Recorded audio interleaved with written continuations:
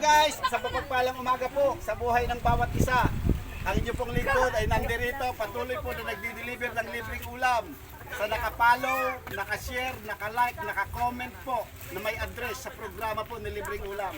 Ganun lang po kasimple guys para tumanggap ka ng libreng ulam. Kailangan po, i-share mo po yan, yung programa natin. Dahil sa bawat share nyo po, marami po akong nakakapanood.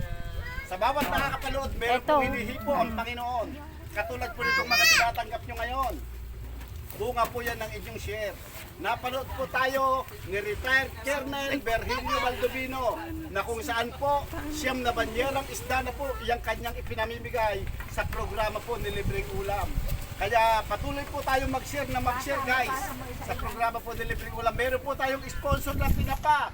Kung gusto nyo mag-order ng boneless bangos, mga steam na tinapa, masasarap na tinapa, doon po kay Ma'am Maribel Bauto sa Barangay Tabuatin, sa Leonardo, Nueva Ecija. Lahat po ng mga tinapa na pinamimigay natin nanggagaling po sa kanya. Meron po tayong sponsor ng ulo ng manok. Dito naman po ito sa Balok.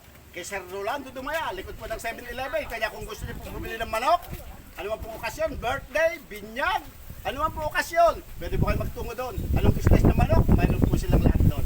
Gusto niyo naman makatiim na masarap na lugaw, mga lutong bahay na ulam, meron po tayong sponsor. Dito naman po kay Sir Kingpy, sa Barangay Santo Rosario, sa Bukana po, lutong bahay. Lahat po ng mga masarap na luto, andun po. Sila po, yung mga nakapanood sa programa ng Libreng Ulam, at sila po yung ating mga sponsor. At magkakaroon po tayo ng sponsor sa Canada.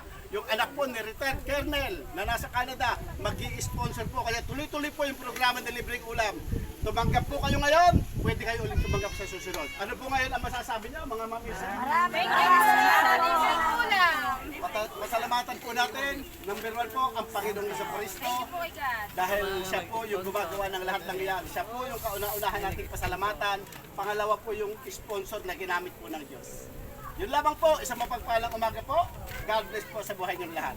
Picture tayo.